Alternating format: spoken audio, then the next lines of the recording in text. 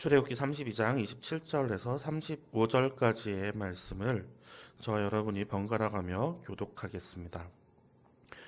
모세가 그들에게 이르되 이스라엘의 하나님 여호와께서 이렇게 말씀하시기를 너희는 각각 허리에 칼을 차고 진 이문에서 저 문까지 왕래하며 각 사람이 그 형제를 각 사람이 자기의 친구를 각 사람이 자기의 이웃을 죽이라 하셨느니라.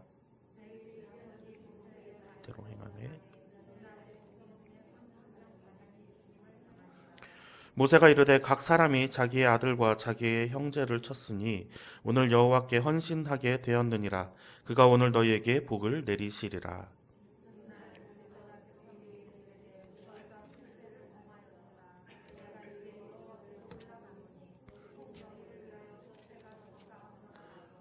모세가 여호와께로 다시 나아가 여짜오되 슬프도소이다. 이 백성이 자기들을 위하여 금신을 만들어 싸우니 큰 죄를 범하였나이다.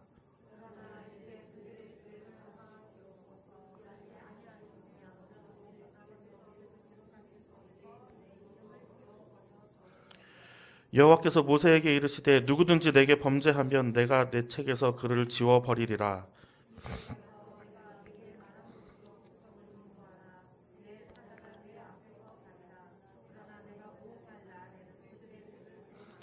35절 함께 읽겠습니다. 여호와께서 백성을 치시니 이는 그들이 아론이 만든 바 그 송아지를 만들었음이더라. 아멘. 네.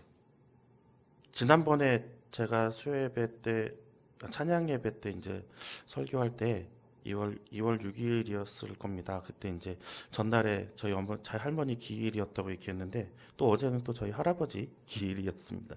네, 저희 할아버지가 1988년에 2월 22일에 돌아가셨어요. 제가 초등학교 4학년 때 딱 봄방학 하던 날이었어요. 그 봄방학 하던 날이었는데 제가 한 번도 이렇게 그 1등을 하지 못했습니다. 그 전까지는 맨날 이렇게 좀 주의가 산만해서 노느라고, 예, 학교만 끝나면은 집에다 책가방을 집어 던지고 밖으로 나와서, 예, 운동장에서 해가 질 때까지 놀다가 들어갔다 했었는데, 할아버지가 돌아가시기 한 2달쯤 전에 저한테 그런 얘기를 한번 하신 적이 있어요.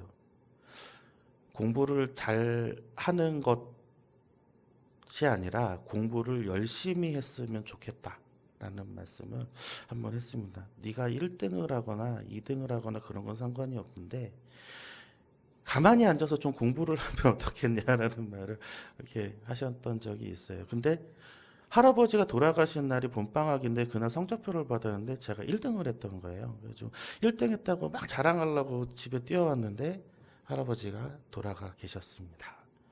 저는 할아버지에 대한 추억이 이렇게 어렸을 때라서 많지는 않지만 저희 할아버지가, 예, 글씨를 굉장히 잘 쓰셨어요.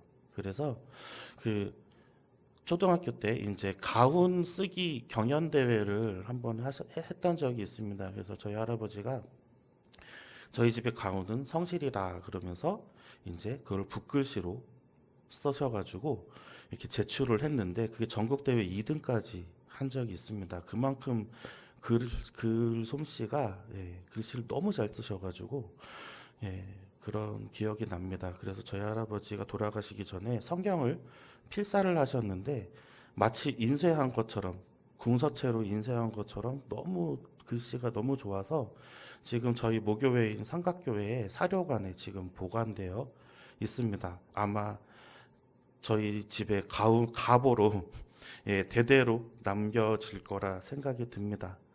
할머니께서는 저랑 같이 먹고 자고 하시면서 새벽에 성경을 읽으셨고 또 할아버지께서는 저에게 공부하는 것을 가르쳐 주셨습니다. 공부를 잘하는 게 아니라 열심히 하는 것을 저에게 알려주셨습니다. 그러한 것들로 인해서 저는 참 복받았다라는 생각을 많이 합니다. 신앙인으로서 그리고 인생을 살아가는 방법으로서 그런 방법들을 이렇게 알려주셨던 것들이 저에게는 참 큰 도움이 되지 않았을까 하는 생각이 듭니다.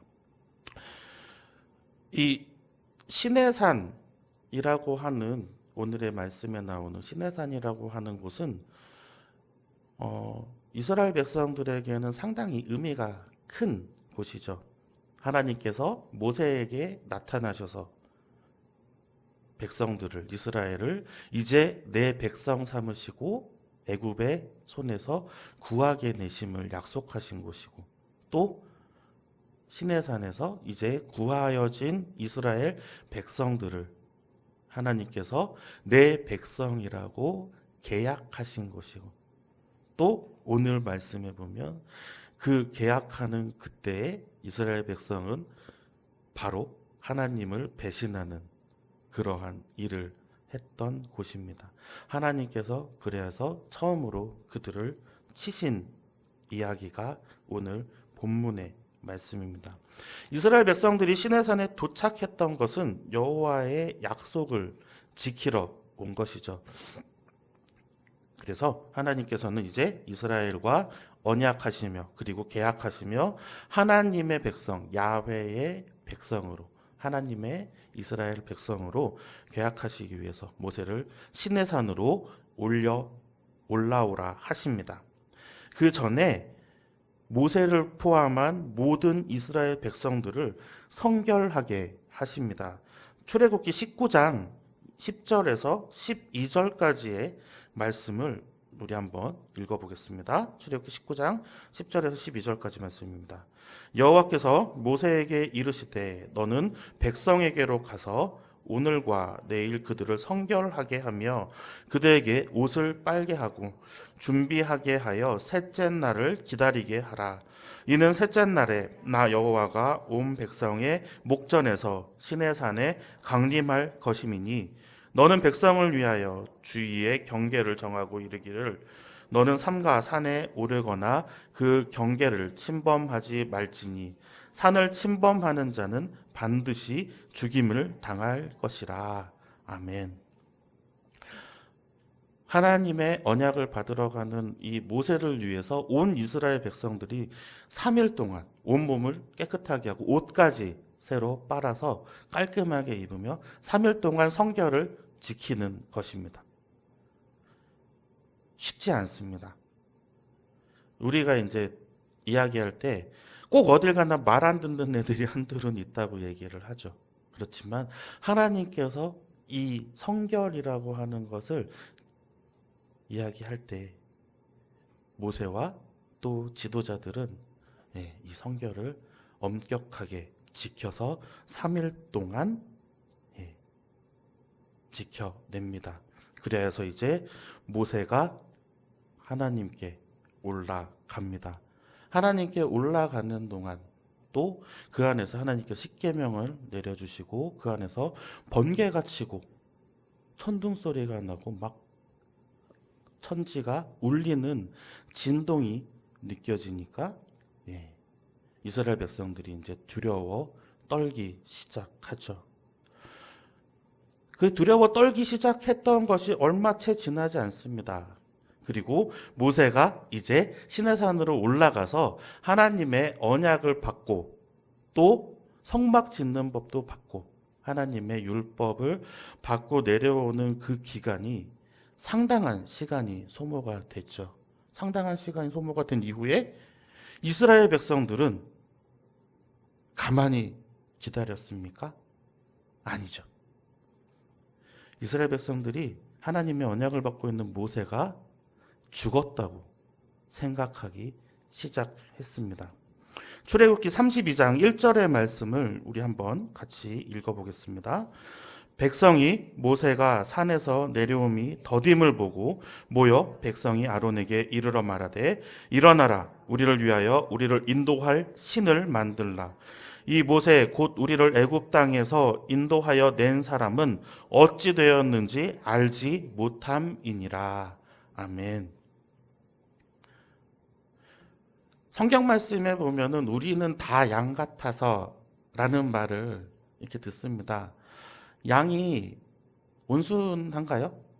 아닙니다. 양은 온순하지 않아요. 그리고 양은 무리를 지어 다니긴 하지만 무리에서 떨어지면 자기가 어디로 가야 할지를 알지 못합니다.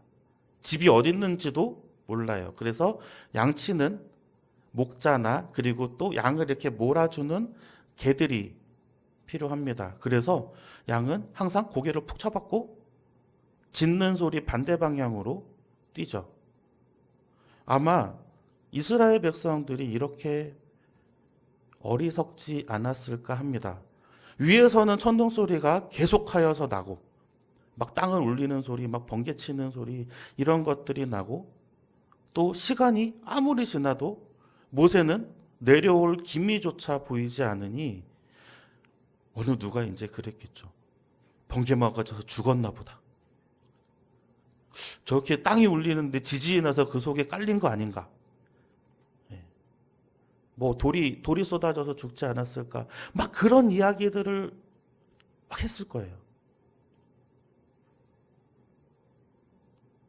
너무 이제 두려웠더니 이 사람들이 이제 이전에 있던 신들을 집어 꺼내기 시작합니다.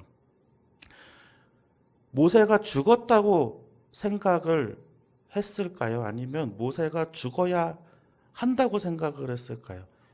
내려오지 않는 모세를 기다리는 것은 자기들에게 너무나도 고통스러우니 그냥 모세가 죽었다고 생각하는 것, 그리고 모세가 죽었다고 생각하는 것보다 그냥 죽는 게 우리에게 더 낫겠다라는 생각도 했을 겁니다.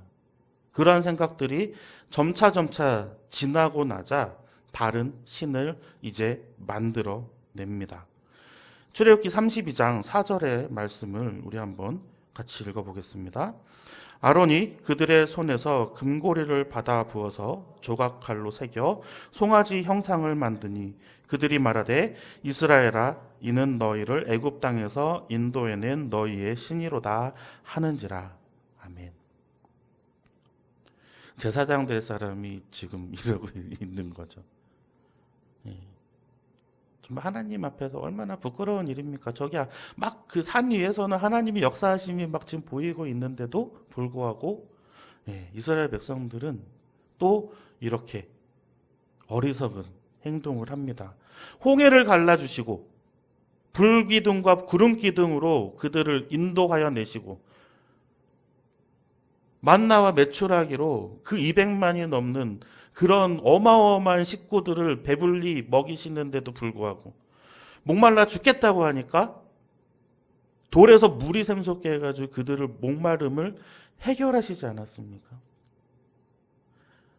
눈앞에 보여질 때의 기적들이 그들에게는 한순간에 지나가 버리는 것입니다. 우리도 마찬가지입니다. 하나님께서 막 역사하셨을 때는 맞아, 하나님이 해주셨어, 하나님께서 이루어 주셨어, 하나님께서 우리에게 이렇게 힘을 주셔서 이렇게 헤쳐나갈 수 있는 지혜까지 허락하셨어, 하나님 감사합니다 하고 기도하고 그 다음 주 돼가지고 조금만 힘들면은 또 죽겠다고 이제 뻗어버리는 거죠. 이스라엘이 어리석은 게 아니라 사람이 어리석은 것입니다. 우리의 삶도 항상 마찬가지거든요. 인간의 본성이 그래요. 왜요? 우리는 하나님 같이 완전한 존재가 아니기 때문에, 우리의 완전함이 아니기 때문에, 완전해지려고만 하니까, 완전하지 않은데 우리가 계속 완전해지려고 하니까 뭐가 자꾸 빠져나가는 거예요. 뭐가 자꾸 없는 거예요. 그런데 그게 나의 힘으로, 내 힘으로 해결할 수 있다고 생각하니까 자꾸 무너지는 거죠. 하나님께서 완벽하게 해주셔야 되는데, 하나님께서 완전하게 세워주셔야 되는데, 하나님께서 완전하게 세워주셨을 때는 그때 딱 하고 감사합니다 하고 난 다음에 또 그것이 빠져나가 버리면 우리는 또 아무것도 안 남는 것을 모르니까 그렇죠. 이렇게 해서 이스라엘이 또 신을 만들어낼 때 하나님께서는 그들을 이제는 그냥 두시지를 않습니다. 출애굽기 32장 9절과 10절의 말씀을 한번 또 읽어보겠습니다. 여호와께서 또 모세에게 이르시되 내가 이 백성을 보니 목이 뻣뻣한 백성이로다. 그런즉 내가 하는 대로 두라. 내가 그들에게 진노하여 그들을 진멸하고 너를 큰 나라가 되게 하리라. 아멘. 하나님께서 이제 구원해 내셔가지고 자기의 백성으로, 자기의 민족 삼으시려고 지금 계속 모세에게 말씀하셨던 거 다 뒤엎어 버리시는 겁니다. 얼마나 화가 나셨겠어요. 그렇게 애굽에서부터 10가지의 재앙을 보여주며 또 장자까지 살려주시는 그러한 은혜도 내려주시고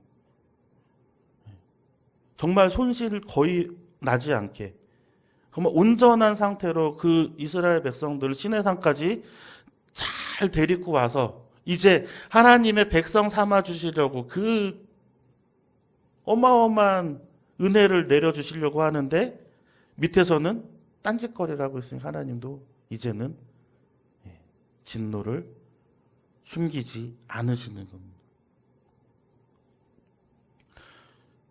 하지만 오늘 본문 말씀에 보면 이를 모세가 돌이키려 합니다. 우리가 큰 죄를 범하였나이다. 큰 죄를 범하였나이다. 그리고 필요하시면 생명책에서 제 이름을 지우셔 달라고 이야기합니다. 이스라엘을 구원하시고 그것이 하나님께서 원치 않으시면 제 생명책, 하나님의 생명책에서 제 이름을 지우시더라도 그들을 구원해 달라고 중보하시는 겁니다. 오늘 말씀에서 보면 두 가지를 우리가 생각해 볼 수가 있습니다. 첫 번째는 우리의 금송아지가 있는가 하는 겁니다. 뭐 집에 금송아지 한 마리 있으면 좋겠죠. 예, 비싸잖아요. 예. 뭐 예전에 뭐 우리 집에 금 많다 그러고서는 막 자랑하고 집에 가면 막 쩍쩍 갈라진 금 보여줬던 막 그런 것도 있었을 텐데요. 그런 금이 아니라 우리가 하나님 대신에 믿고 있는 것이 있을까 한번 돌아보는 시간을 한번 오늘 가져봤으면 좋겠습니다. 출애굽기 32장 31절 말씀을 우리 한번 같이 읽겠습니다. 모세가 여호와께로 다시 나아가 여짜오되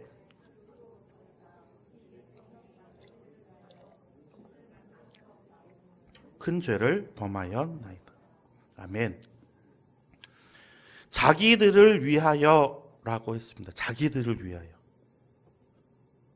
나 자신을 위해 자기들을 위하여서 금송아지, 금신을 만든 것입니다. 어떠한 말씀에도 하나님은 우리들을 위하여, 인간들을 위하여 일하십니다. 그리고 인간들은 하나님을 위하여 살도록 명령하셨습니다. 그런데 오늘 말씀에 보면 자기들을 위하여 금신을 만들었다라고 이야기합니다. 사람을 위하는 일들은 이렇게 불협화음이 납니다. 나 자신을 위하여서 하나님께 간구합니다. 우리들은 그렇습니다. 하나님, 무언가를 또 어떠한 것을 해결해 주시기를 원합니다. 그런데 하나님께 의지하는 것이 아니라 다른 것에 의존하는 것은 또 어떻게 바라볼 수 있을까요? 우리가 금신을 만드는 것과 비슷하다고 생각을 합니다. 이전에도 한번 말씀 때 그런 이야기를 한 적이 있습니다. 하나님께서 허락하신 것이 할 수 있는 것이면 우리가 고백해야 된다고 했습니다. 내가 모든 것을 다 할 수 있는 것이 아니라 하나님께서 허락하셨기 때문에 내가 그것을 할 수 있는 것입니다.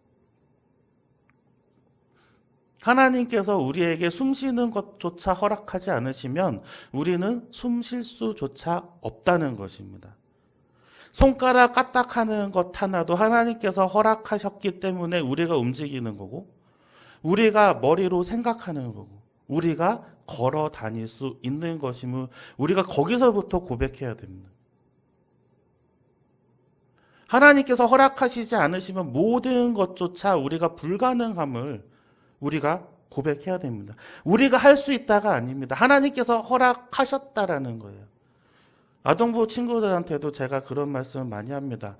이 세상에 주신 모든 천하 만물들은 하나님께서 우리에게 허락하신 것이다. 잘 다스리라라고 허락해서 내어주신 것이다. 그리고 잘 가꾸어야 할 의무도 있다. 우리에게도 마찬가지입니다. 똑같은 피조물이기 때문에 하나님께서 허락하신 것들이 있는 것입니다. 그 허락을 우리는 너무나도 당연하게 권리로 생각했던 거죠. 너무나 자연스러우니까요. 숨 쉬는 거 너무 자연스럽지 않습니까? 그런데 그게 하나님께서 허락하여 주셨다라는 것을 생각해 보면 이게 너무나 감사한 일이잖아요.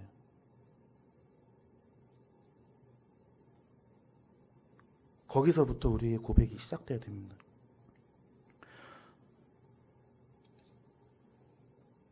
자, 그러면 이제 죄를 인정하는 것 한번 이야기해 볼까요? 죄를 인정하는 것. 금신을 만들었습니다. 그리고 우리는 어떻게 하든 간에, 아까 어리석다 그랬잖아요. 어떻게 하든 간에 우리는 죄를 지을 수밖에 없습니다.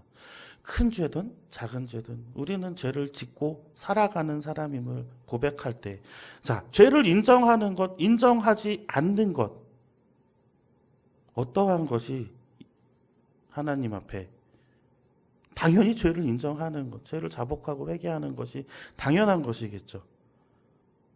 근데 그게 그렇게 쉬운 것이 아닌 것을 우리가 한번 성경에서 찾아보려고 합니다. 사무엘상 15장 21절의 말씀을 한번 찾아보겠습니다. 사무엘상 15장 21절의 말씀을 우리 한번 같이 읽어보겠습니다. 다만 백성이 그 마땅히 멸할 것 중에서 가장 좋은 것으로 길갈에서 당신의 하나님 여호와께 제사하려고 양과 소를 끌어왔나이다 하는지라. 아멘. 이게 누구의 말일까요? 사울왕입니다. 사울왕이 그 아말렉을 멸하기 위해서 하나님께서 명령하시고 정말 어린아이까지 다 죽이고 오라고 명령하셨는데 가장 좋은 것들, 가장 좋은 귀금속들, 재물이 될 만한 것들, 육축들 가지고 오다가 사무엘한테 걸린 거죠. 하나님이 사울을 왕으로 삼으신 것을 후회하시며 사무엘을 보내셨거든요. 사무엘이 가서 이렇게 왜 이야기합니다. 왕이여, 하나님께서 명령하신 것을 왜 그대로 준행하지 않았습니까? 라고 이렇게 물어봅니다. 그때 사울이 옷을 찢고 죄를 뿌리면서 하나님 앞에 이렇게 내가 큰 죄를 범하였으니 하나님 용서하여 주시옵소서라고 빌었으면 하나님께서는 마음을 돌리셨을 거예요. 하지만 이런 변명을 합니다. 가장 좋은 것으로 당신의 하나님 여호와께 제사하려고 그랬다고 이야기를 합니다. 그 시커먼 속내도 하나님께서 못 알아보실 것 같아서요. 다른 예를 한번 들어보겠습니다. 사무엘하 12장 13절 말씀입니다. 함께 읽겠습니다. 다윗이 나단에게 이르되 내가 여호와께 죄를 범하였노라 하매 나단이 다윗에게 말하되 여호와께서도 당신의 죄를 사하셨나니 당신이 죽지 아니하려니와. 아멘. 이거는 다윗이죠. 다윗이 밧세바를 취합니다. 밧세바를 취하다가 밧세바가 임신을 해요. 그래서 그 남편 우리아를 사지로 내뭅니다. 처음에는 우리아를 데리고 와요. 궁전으로 데리고 와서 연애도 베풀어 줍니다. 연애도 베풀어 주고 집에 돌아가서 자라 그러는데 이 우리아가 너무 충직한 나머지 전쟁 중에 내가 집으로 돌아갈 수 없다 그래서 성박해서 서서 자요. 앉아서 이렇게. 그러고선 다시 전장으로 돌아갑니다. 얼마나 충직한 이 장수입니까?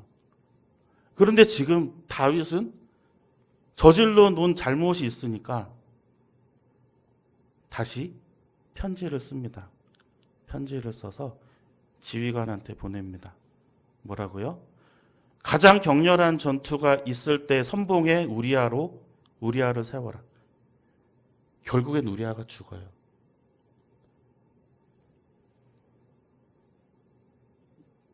이 나단이 이제 다윗 왕을 찾아옵니다. 다윗 왕을 찾아와서 우화를 들려주죠. 가난한 자의 것을 빼앗는 우화를 들려주는데 다윗이 흥분해서 그런 놈은 죽여야 된다고 이야기를 합니다. 몇 곱절이나 갚아줘야 하고 그 사람은 절대로 용서할 수 없는 죄를 지었다고 막 본인이 막 흥분을 해요. 나단이 그게 당신이라고 이야기를 하죠. 그 얘기를 듣자마자 오늘 다윗이 이렇게 고백합니다. 여호와께 죄를 범하였노라. 그 후에 다윗은 시편에서 어마어마한 양의 시를 통해서 자기의 죄를 자복하고 하나님 앞에 회개합니다. 어쩔 줄을 몰라 하며 살아갑니다. 내 죄가 그렇게 크기 때문에.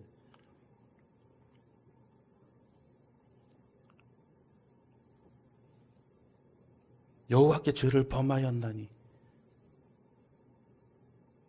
하나님은 변명할 수가 없습니다.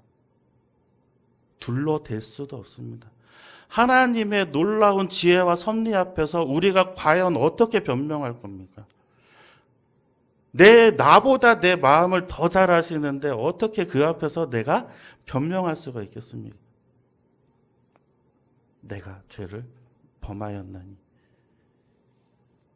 모세도 그것을 알기에 바로 하나님 앞에 큰 죄를 지었나이다 하고 고백했던 것입니다.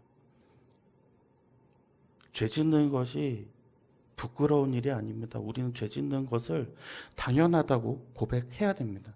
죄를 짓는 게 부끄러운 것이 아니라 죄를 지었음에도 불구하고 하나님 앞에 변명하는 것이 더 부끄러운 일입니다. 하나님, 용서하여 주십시오. 내가 큰 죄를 지었나이다. 하나님 용서하여 주시옵소서. 그러면 하나님께서 죄를 사하셨다라는 말씀을 하실 겁니다. 왜요? 하나님께서는 한없이 우리를 사랑하시고 한없이 우리에게 기회를 주시기 때문입니다. 내 중심까지도 보시는 하나님 앞에서 우리가 큰 죄를 지었나이다.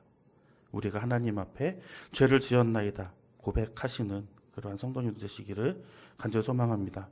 두 번째는 공동체를 살리는 이 중보의 기도입니다. 출애굽기 32장 32절의 말씀을 우리 한번 같이 읽어보겠습니다. 그러나 이제 그들의 죄를 사하시옵소서.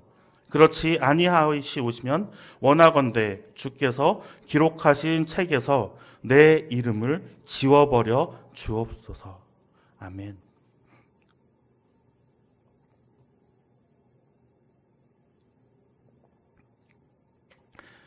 제가 잘못했습니다. 용서해 주세요. 이거는 잘하겠는데.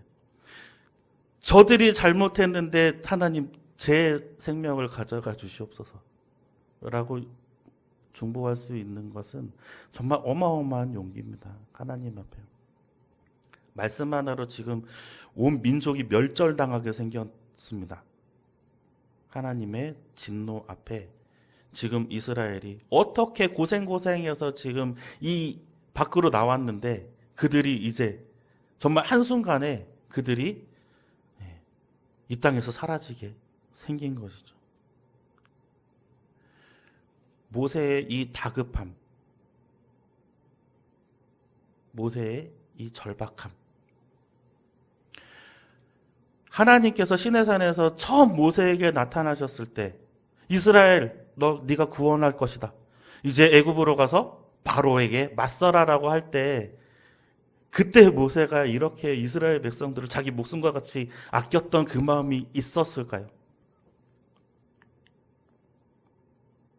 하나님의 전능하심을 보고 하나님께서 이 이스라엘 백성들을 얼마나 사랑하시는지 이 모세는 알고 있었던 겁니다. 10가지의 재앙을 내리면서 그들을 구원해 내시기라고 하셨던 것들, 또 홍해를 가르시면서 또 많은 일들을 보여주시면서 하나님께서 이스라엘 백성들을 이렇게 사랑하시는구나.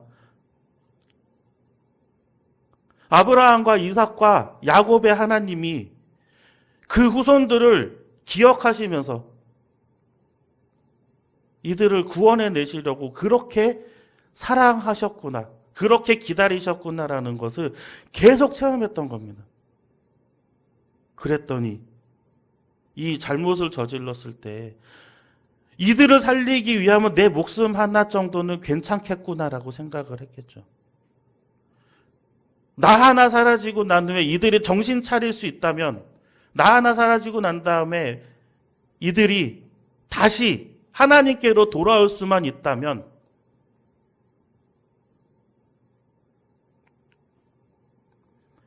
내 이름까지 지워주시옵소서라고 부탁을 드리는 겁니다.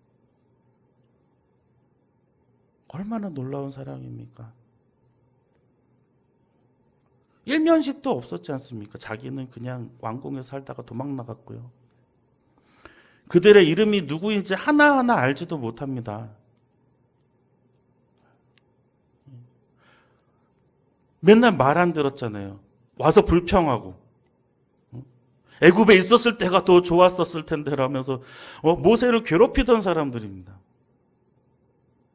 그런데도 불구하고 주님께, 하나님께, 여호와 앞에서 생명책에서 내 이름을 지워주시더라도 그들을 구원해 내 주시옵소서라고 중보하는 겁니다. 원통교회는 참 가족 같잖아요. 우리는 다 알아요. 이름도 알아요. 그들의 자녀가 몇 명 있는지도 알아요. 집이 어디 있는지도 알아요. 같이 이렇게 명절 때 이렇게 선물 나눠드리러 가다 보면 권사님들이 집이 어딘지 다 알아요. 그러면서 저한테 다 알려주세요. 막 이 집은 누가 뭐 어떻게 하고 여기 지금 어떻게 살고 막 제가 그 사람들의 막 속사정을 막 내가 막 히스토리를 막 듣는 것 같습니다. 어떻게 그렇게 잘하세요? 관심과 사랑이 있으니까요. 그래서 이 집은 꼭 도와줘야 되고, 이 집은 찾아가 봐줘야 되고, 이 집은 또 어떻게 해줘야 되고. 각 가정들이 무슨 기도 제목을 가지고 기도하는지, 뭐 세세한 거는 다 알지 못하겠지만은 대충의 사정들은 지금 다 알고 계시는데.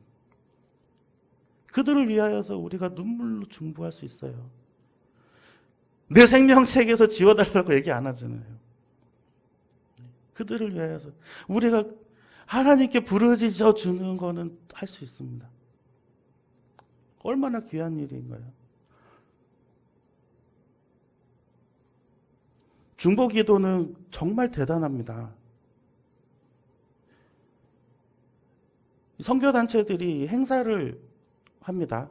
보통 이제 뭐 하루에 이제 찬양 집회로 하는 그런 경우도 있고, 한 뭐 3, 4일씩, 3박 4일씩 막 어디 가가지고 이제 막 그런 성경 집회 아니면 부흥사경회 이런 식으로 이렇게 막 이제 행사들을 이렇게 하는데 항상 쉬지 않고 중보하는 팀이 있어요. 행사하는 중에 골방에 들어가서 중보팀을 따로 만들어요. 그래서 순번을 정해서 24시간을 쉬지 않고 이 하나님께서 주신 이 집회의 순간이, 하나님께서 주시는 이 수련회가 정말 온전하게 지켜질 수 있도록 그들이 돌아가면서 정말 눈물을 쏟으면서 정말 실신할 정도로 그들이 기도합니다. 집회가 얼마나 은혜로울까요? 그들은 앞에 나오지도 않아요. 여기 들어오지도 않아요. 정말 방에 처박혀가지고 집회가 어떻게 되는지 듣지도 못합니다. 그냥 하나님께 계속 성령님의 역사하심을 구하면서, 하나님의 역사하심을 구하면서 이 자리가 뜨거워지도록, 이 자리가 하나님께서 다 뒤집어서 정말 이들이 하나님 앞에 다시 한번 자복하고 하나님의 백성으로 돌아오게 해달라고 그렇게 기도를 합니다. 근데 그 중보가요, 어마어마합니다. 정말 은혜 받지 않은 사람이 없을 정도로.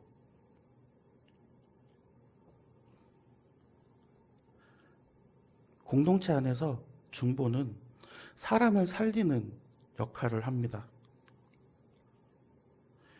내일이 아니라고, 나와는 상관이 없다고 방관하는 것보다 공동체를 복되게 살려야 한다고 하는 사명감을 중보 기도를 통해서 가지셔야 할 것입니다.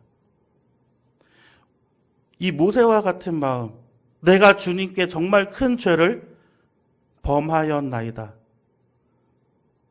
정말 어마어마한 이 고백, 그리고 또 이 어리석은 백성들을 향한 정말 목숨을 건 이 중보하는 마음을 우리가 가져가는, 닮아가는 교회가 될 때에 하나님께서는 우리에게 그 전보다 크신 은혜와 하나님의 사랑으로 임하실 것이라고 저는 믿습니다. 우리 원통교회가 그렇게 되기를 간절히 소망합니다.